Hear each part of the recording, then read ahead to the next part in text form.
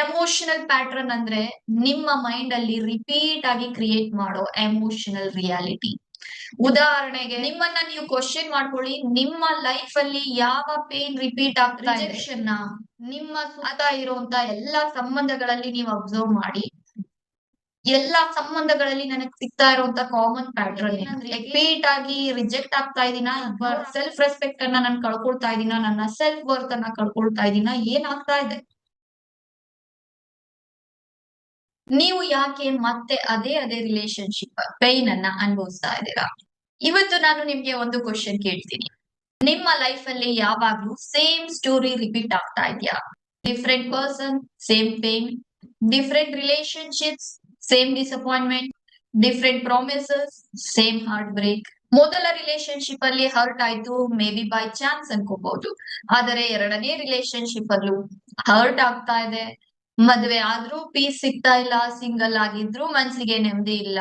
ನಿಮಗ್ ಗೊತ್ತಾ, ಬಹುಶಃ ಪ್ರಾಬ್ಲಮ್ ರಿಲೇಶನ್ಶಿಪ್ ಅಲ್ವೇ ಅಲ್ಲ, ಪ್ರಾಬ್ಲಮ್ ನಿಮ್ಮ ಎಮೋಷನಲ್ ಪ್ಯಾಟ್ರನ್ ಅಲ್ಲಿ ಇದೆ. ಇವತ್ತು ನಾನ್ ನಿಮ್ಗೆ ಹೇಳ್ತಾ ಇರೋದು, ಯಾಕೆ ಈವನ್ ಇಂಟೆಲಿಜೆಂಟ್ ವುಮನ್ ಕೂಡ ಈ ರೀತಿಯ ಪೇನ್ ಅಲ್ಲಿ, ಈ ರೀತಿಯ ಟ್ರ್ಯಾಪ್ ಅಲ್ಲಿ ಎಗೈನ್ ಅಂಡ್ ಎಗೈನ್ ಸಿಕ್ಕಾಕೊಳ್ತಾ ಇದ್ದಾರೆ. ಬಿಕಾಸ್ ಇಲ್ಲಿ just husband and wife relationship ಅಷ್ಟೇ ಅಲ್ಲ, ಈವನ್ ಅವರ ಒಂದು ಸಂಬಂಧ ಅವರ ಪೇರೆಂಟ್ಸ್ ಜೊತೆ ಚೆನ್ನಾಗಿ ಇರೋದಿಲ್ಲ, ಅವರ ಮಕ್ಕಳ ಜೊತೆ ಕನೆಕ್ಷನ್ ಪ್ರಾಪರ್ ಆಗಿ ಇರೋದಿಲ್ಲ, ಈವನ್ ಅವರ ಕೊಲೀಗ್ಸ್ ಜೊತೆಗೆ again and again misunderstandings, hurts ಆಗ್ತಾ ಇರುತ್ತೆ. ಅಥವಾ ಈವನ್ ಅವರ ಫ್ರೆಂಡ್ ಸರ್ಕಲ್ ಅಲ್ಲೂ ಕೂಡ ಇದನ್ನ ಅವ್ರ ಎಕ್ಸ್ಪೀರಿಯನ್ಸ್ ಮಾಡ್ತಾ ಇರ್ತಾರೆ. ಮತ್ತೆ ಇವತ್ತಿನ ವಿಡಿಯೋದಲ್ಲಿ ನಾನ್ ಶೇರ್ ಮಾಡ್ತಾ ಇದ್ದೀನಿ ಆ ತರದ ಪ್ಯಾಟ್ರನ್ಸ್ ಇಂದ ಹೊರಗೆ ಬರೋದಕ್ಕೆ 5 powerful step. Stay till the end, because 5ನೇ ಸ್ಟೆಪ್ ನಿಮ್ಮ ಹೋಲ್ ಲೈಫ್ ಅನ್ನ ಚೇಂಜ್ ಮಾಡಬಹುದು.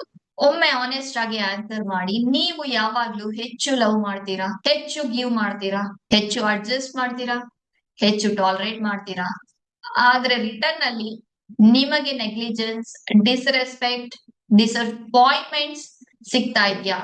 ಇದು ಕೋ ಇನ್ಸಿಡೆನ್ಸ್ ಅಲ್ಲ, ಇದು ಪ್ಯಾಟ್ರನ್. ಸೊ ಹಾಗಾದ್ರೆ ಏನಿದು ಎಮೋಷನಲ್ ಪ್ಯಾಟ್ರನ್? ಎಮೋಷನಲ್ ಪ್ಯಾಟ್ರನ್ ಅಂದ್ರೆ ನಿಮ್ಮ ಮೈಂಡ್ ಅಲ್ಲಿ ರಿಪೀಟ್ ಆಗಿ ಕ್ರಿಯೇಟ್ ಮಾಡೋ ಎಮೋಷನಲ್ ರಿಯಾಲಿಟಿ. ಹಾಗಾದ್ರೆ ಏನಿದು ಎಮೋಷನಲ್ ಪ್ಯಾಟ್ರನ್?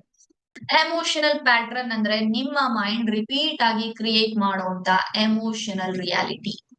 ಉದಾಹರಣೆಗೆ ಚೈಲ್ಡ್ಹುಡ್ ಅಲ್ಲಿ ಅಪ್ರೂವಲ್ ಸಿಗದೆ ಇರಬಹುದು, ಲವ್ ಕಂಡೀಷನ್ ಅಲ್ಲಿ ಸಿಗ್ತಾ ಇರಬಹುದು. ಬಿಕಾಸ್ ತುಂಬಾ ಪೇರೆಂಟ್ಸ್ ಗಳು, ಓಕೆ ನೀನ್ ಇದನ್ ಮಾಡಿದ್ರೆ ನಾನು ನಿನ್ಗೆ ಪ್ರೀತಿ ಕೊಡ್ತೀನಿ, ನೀನ್ ಇದನ್ ಮಾಡಿದ್ರೆ ಗುಡ್ ಗರ್ಲ್, ಇಲ್ಲ ಅಂದ್ರೆ ನೋ, ನೀನ್ ಗುಡ್ ಗರ್ಲ್ ಅಲ್ಲ, ಈ ರೀತಿಯಲ್ಲಿ ನೀನ್ ಇರ್ಲಿಲ್ಲ, ನೆಟ್ಕೊಳ್ಳಿಲ್ಲ ಅಂದ್ರೆ ನೀನ್ ಗುಡ್ ಗರ್ಲ್ ಅಲ್ಲ.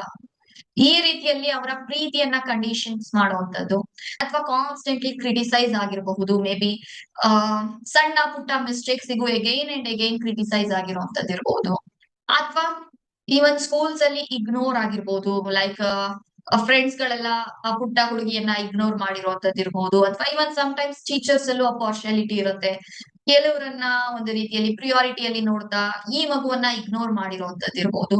ಇದೆಲ್ಲವೂ ಕೂಡ ನಾವ್ ಅನ್ಕೊಳ್ತೀವಿ ಅದು ಚೈಲ್ಡ್ಹುಡ್ ಅಲ್ಲಿ ಆಗೋಗಿದ್ದಲ್ವಾ ಅಂತ. ನೋ, ಆ ಒಂದು ಗಾಯಗಳು ಹೀಲ್ ಆಗದೆ ಇರೋದೇ ನಿಮ್ಮ ಒಂದು ಅಡಲ್ಟ್ ರಿಲೇಶನ್ಶಿಪ್ ಅಲ್ಲಿ ರಿಪೀಟ್ ಆಗ್ತಾ ಇರುವಂತ ಪ್ಯಾಟ್ರನ್.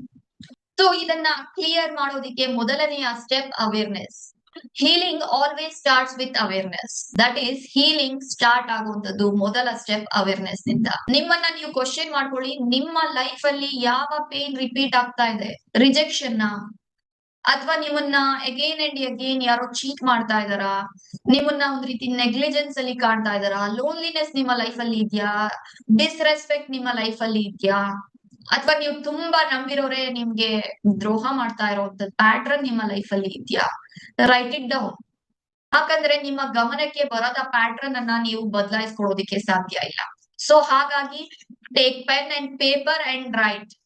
ಪ್ರತಿಯೊಂದು ಪಾಯಿಂಟ್ಸ್ ಅನ್ನ ಬರೀರಿ, ಪ್ರತಿಯೊಂದು ಸಿಚುಯೇಷನ್ ಅಲ್ಲಿ ಅಬ್ಸರ್ವ್ ಮಾಡಿ. It's not only in one relationship, ನಿಮ್ಮ ಸುತ್ತ ಇರುವಂತ ಎಲ್ಲರ ಜೊತೆಗಿನ ನಿಮ್ಮ ಸಂಬಂಧಗಳಲ್ಲಿ ನೀವು ಅಬ್ಸರ್ವ್ ಮಾಡಿ. ನಿಮ್ಮ ಸುತ್ತ ಇರುವಂತ ಎಲ್ಲಾ ಸಂಬಂಧಗಳಲ್ಲಿ ನೀವು ಅಬ್ಸರ್ವ್ ಮಾಡಿ, ಎಲ್ಲಾ ಸಂಬಂಧಗಳಲ್ಲಿ ನನಗೆ ಸಿಗ್ತಾ ಇರುವಂತ ಕಾಮನ್ ಪ್ಯಾಟ್ರನ್ ಏನು? ಎಗೈನ್ ಅಂಡ್ ಎಗೈನ್ ನಾನು ರಿಪೀಟ್ ಆಗಿ ರಿಜೆಕ್ಟ್ ಆಗ್ತಾ ಇದೀನಾ, ಇಗ್ನೋರ್ ಆಗ್ತಾ ಇದೀನಾ, ಅಥವಾ ಸೆಲ್ಫ್ ರೆಸ್ಪೆಕ್ಟ್ ಅನ್ನ ನಾನು ಕಳ್ಕೊಳ್ತಾ ಇದೀನಾ, ನನ್ನ ಸೆಲ್ಫ್ ವರ್ತ್ ಅನ್ನ ಕಳ್ಕೊಳ್ತಾ ಇದೀನಾ, ಏನಾಗ್ತಾ ಇದೆ?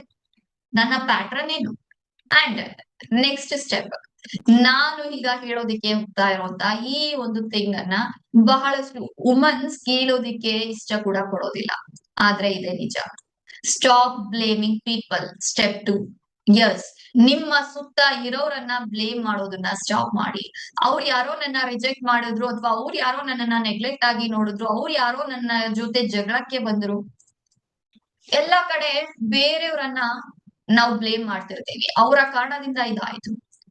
ಬಹಳಷ್ಟು ಲೇಡೀಸ್ ಹೇಳ್ತಾರೆ, ನನ್ನ ಹಸ್ಬೆಂಡ್ ಪ್ರಾಬ್ಲಮ್, ನನ್ನ ಬಾಯ್ ಫ್ರೆಂಡ್ ಪ್ರಾಬ್ಲಮ್, ನನ್ನ ಇನ್ಲಾಸ್ ಪ್ರಾಬ್ಲಮ್, ನನ್ನ ಫ್ರೆಂಡ್ಸ್ ಪ್ರಾಬ್ಲಮ್, ನನ್ನ colleagues problem.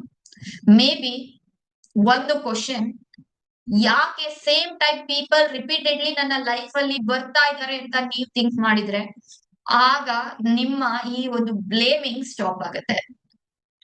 So don't blame, be aware. ಬೇರೆಯವರನ್ನ ಬೈಯೋದು ಇದಕ್ಕೆ ಸೊಲ್ಯೂಷನ್ ಅಲ್ಲ. ಯಾಕೆ ನನ್ನ ಲೈಫ್ ಅಲ್ಲಿ ಪ್ಯಾಟ್ರನ್ ರಿಪೀಟ್ ಆಗ್ತಾ ಇದೆ ಅಂತ ನಿಮ್ಮ ಲೈಫ್ ಬಗ್ಗೆ ನೀವು ರಿಫ್ಲೆಕ್ಟ್ ಮಾಡ್ಕೊಳ್ಳೋದು ಆನ್ಸರ್ ಆಗಿದೆ. And step 3, find original wound. ನಿಜವಾದ ಗಾಯ ಏನು? ಸಿ ಎಕ್ಸಾಂಪಲ್, ನನ್ನ ಕೈ ಇಲ್ಲೇನೋ ನನ್ಗೆ ಗಾಯ ಆಗಿದೆ. ಓಕೆ, ಇಲ್ಲೇನೋ ನನ್ಗೆ ಗಾಯ ಆಗಿದೆ ಅಂತ ಅಂದ್ರೆ, ಯಾರೇ ನನ್ಗೆ ಇಲ್ಲಿ ಟಚ್ ಮಾಡಿದ್ರು ಕೂಡ, ಇವನ್ ಅವ್ರು ತುಂಬಾ ಸಾಫ್ಟ್ ಆಗಿ ಟಚ್ ಮಾಡಿದ್ರು ಕೂಡ ನನಗೆ ಗಾಯ ನೋವುತ್ತೆ. ಅಂಡ್ ನಾನು ಟಚ್ ಮಾಡಿದವ್ರನ್ನ ಬ್ಲೇಮ್ ಮಾಡೋದು ಸೊಲ್ಯೂಷನ್ ಅಲ್ಲ. ಪ್ರಾಬ್ಲಮ್ ನನ್ನ ಈ ಒಂದು ಅಂಗೈಯಲ್ಲಿ ಆಗಿರುವಂತ ಗಾಯ. ಈ ಒಂದು ಗಾಯವನ್ನ ನಾನ್ ಕ್ಲಿಯರ್ ಮಾಡ್ಕೊಳ್ದೆ, ವಾಸಿ ಮಾಡ್ಕೊಳ್ದೆ, ಯಾರು ನನ್ನ ಒಂದು ಅಂಗೈಯನ್ನ ಟಚ್ ಮಾಡಿದ್ರು ಅಂತ ಅವ್ರೆಲ್ಲರಿಗೂ ಬೈತಾ ಕೂತ್ರೆ, ಸೇಮ್ ಥಿಂಗ್ ನೀವು ನಿಮ್ಮ ಲೈಫ್ ಅಲ್ಲಿ ಮಾಡ್ತಾ ಇರೋದು. ದಟ್ ಈಸ್, ನಿಮ್ಮ ಲೈಫ್ ಅಲ್ಲಿ ಎಮೋಷನಲಿ ಆಲ್ರೆಡಿ ಗಾಯಗಳಿದೆ. ಆ ಒಂದು ಗಾಯವನ್ನ ಯಾರಾದ್ರೂ ನಿಮ್ಗೆ ಟಚ್ ಮಾಡಿದಾಗ ನಿಮಗೆ ಟ್ರಿಗರ್ ಆಗುತ್ತೆ, ನಿಮಗೆ ಹರ್ಟ್ ಆಗುತ್ತೆ. ಪ್ರಾಬ್ಲಮ್ ಅವರು ನಿಮ್ಮ ಎಮೋಷನ್ ಅನ್ನ ಟಚ್ ಮಾಡ್ತಾ ಇದಾರೆ ಅದಲ್ಲ. ಪ್ರಾಬ್ಲಮ್ ಆ ಒಂದು ಎಮೋಷನಲ್ ಏರಿಯಾದಲ್ಲಿ ಆಲ್ರೆಡಿ ನಿಮಗೆ ಗಾಯ ಇದೆ. ಆ ಗಾಯವನ್ನ ವಾಸಿ ಮಾಡ್ಕೊಳ್ಳೋದು ಸೊಲ್ಯೂಷನ್ ಹೊರತು ಅವರನ್ನ ಬ್ಲೇಮ್ ಮಾಡೋದು ಸೊಲ್ಯೂಷನ್ ಅಲ್ಲ. ಬಿಕಾಸ್ ಅವ್ರನ್ನ ಬ್ಲೇಮ್ ಮಾಡ್ತೀರಾ, ಅಥವಾ ಮೇ ಬಿ ಅವ್ರನ್ನ ಸ್ಟಾಪ್ ಮಾಡ್ತೀರಾ.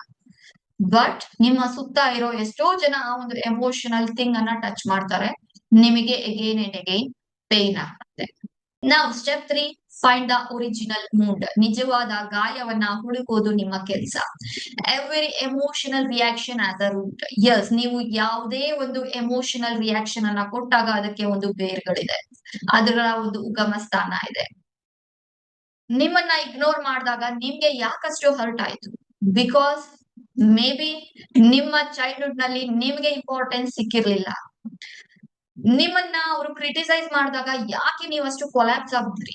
ಬಿಕಾಸ್ ಮೇ ಬಿ ನೀವು ಆಲ್ರೆಡಿ ನಿಮ್ಮೊಳಗೆ ಫೀಲ್ ಇತ್ತು, ಐ ಆಮ್ ನಾಟ್ ಎನಫ್, ನಾನಿರೋ ರೀತಿ ನನ್ಗೆ ಸಾಕಾಗ್ತಾ ಇಲ್ಲ ಅನ್ನೋ ಡೌಟ್ ನಿಮ್ಗೆ ಇತ್ತು. ಈ ಒಂದು ಬಿಲೀಫ್ ಅನ್ನ ನೀವು ಕ್ಯಾರಿ ಮಾಡಿರ್ಬೇಕಾದ್ರೆ, ಯಾರೋ ನಿಮ್ಮನ್ನ ಸ್ವಲ್ಪ ನೆಗ್ಲೆಕ್ಟ್, ಸ್ವಲ್ಪ ಇಗ್ನೋರ್, ಸ್ವಲ್ಪ ಕ್ರಿಟಿಸೈಸ್ ಮಾಡಿದಾಗ್ಲೂ ಕೂಡ ಅದು ನಿಮ್ಗೆ ತುಂಬಾ ಪೇನ್ಫುಲಿ ಹರ್ಟ್ ಆಯ್ತು. ಸೊ ಇದು ಕ್ಲಿಯರ್ ಆಗಿ ಅರ್ಥ ಆಗ್ಬೇಕು ಅಂದ್ರೆ ಒಂದು ಸಣ್ಣ ಸ್ಟೋರಿಯನ್ನ ನಾನು ಇಲ್ಲಿ ಹೇಳ್ತಾ ಇದ್ದೀನಿ. ಇಬ್ಬರು ಹೆಂಗಸರಿದ್ದಾರೆ ಅಂತ ತಗೊಳ್ಳೋಣ. ಜಸ್ಟ್ ಇಮ್ಯಾಜಿನ್, ಇಬ್ಬರು ಹೆಂಗಸರಿದ್ದಾರೆ ಅಂಡ್ ಅವರ ಗಂಡಂದಿರು ಬಿಸಿ ಇದ್ದಾರೆ. ಇದರಲ್ಲಿ ಮೊದಲನೆಯ ಹೆಂಡತಿ ಹೇಳ್ತಾಳೆ, ದಟ್ ಈಸ್, ಆತ ಬಿಸಿ ಇದ್ದಾನೆ, ಆತನಿಗೆ ಕೆಲಸ ಜಾಸ್ತಿ, ಆತ ಬಿಸಿ ಇದ್ದಾನೆ. ಎರಡನೆಯ ಹೆಂಗಸು ಹೇಳ್ತಾಳೆ, ಅವನು ನನ್ನನ್ನ ಪ್ರೀತಿಸೋದಿಲ್ಲ, ಹಾಗಾಗಿ ಅವನಿಗೆ ನಾನು ಇಂಪಾರ್ಟೆಂಟ್ ಆಗೋದೇ ಇಲ್ಲ, ಅವನು ಯಾವಾಗ್ಲೂ ಕೆಲಸದಲ್ಲಿ ಬಿಸಿ ಇರ್ತಾನೆ.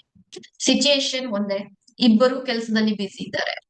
ಬಟ್ ಈ ಹೆಂಗಸರು ನೋಡ್ತಾ ಇರುವಂತ ಒಂದು ಪರ್ಸ್ಪೆಕ್ಟಿವ್ ಬೇರೆ ಆಗಿದೆ. ಅಲ್ಲಿ ಆಕೆಗೆ ಆತ ಕೆಲಸದಲ್ಲಿ ಬಿಸಿ ಇದ್ದಾನೆ ಅನ್ನೋದು ಕಾಣಿಸ್ತಾ ಇದೆ. ಇಲ್ಲಿ ಈಕೆಗೆ ಆತ ನನ್ನನ್ನ ಪ್ರೀತಿಸ್ತಾ ಇಲ್ಲ, ಹಾಗಾಗಿ ಅವನ ಲೈಫ್ ಅಲ್ಲಿ ಬೇರೆದು ಇಂಪಾರ್ಟೆಂಟ್ ಆಗ್ತಾ ಇದೆ ಅನಿಸ್ತಾ ಇದೆ.